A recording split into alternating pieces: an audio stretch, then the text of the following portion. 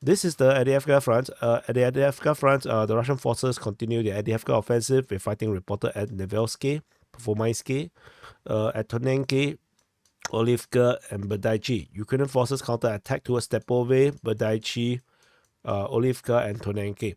So this is the strategic situation over at this front line. And as per the geolocations, this area here continues to more or less passively confirm that the Russians have not captured the entire of these 3 settlements. The Ukrainians are geolocated, like there's an Abrams tank destroyed over here, the Russians infantry getting massacred by Bradley over here, and even the furthest point that the Russians have went is still basically at this gray zone here. And further south, I think Russian forces here, flag being raised here at Orlivka. So you can see that it's still all within very firm Russian controlled regions or taken regions. The only one that is new is Tonenke, with the Russian raising a flag in the southeastern part of Tonenke.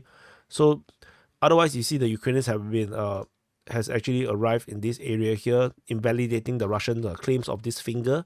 So Russians have been pushed back or killed off in this area here, but they then managed to firm control over this area in the southeastern part.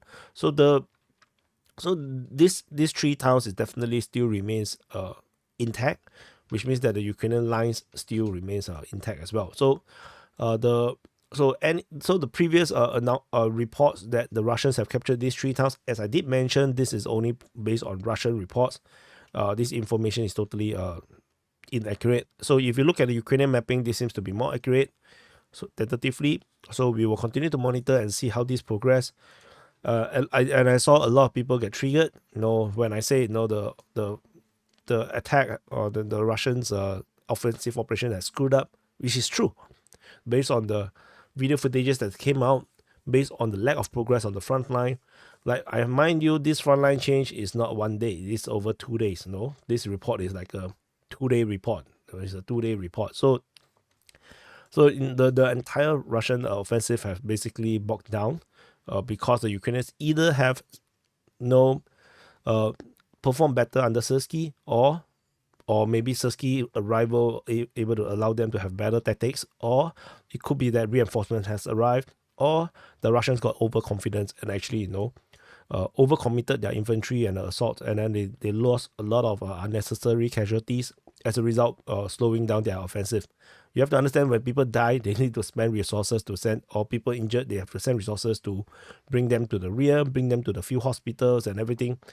It will slow down offensive, and they will make the commanders on the ground rethink what they are doing. So there is also an airstrike reported at Cheretany. So definitely, the Russians are still not slowing down just yet, but definitely the frontline changes is definitely not keeping up with the hype. We move on to the New York front. At the New York front, the Ukrainian forces attack at Pivdene as well as New York. So this is almost getting more and more common than usual, but there's totally no information about all these things. Moving on over at the Bakhmut front.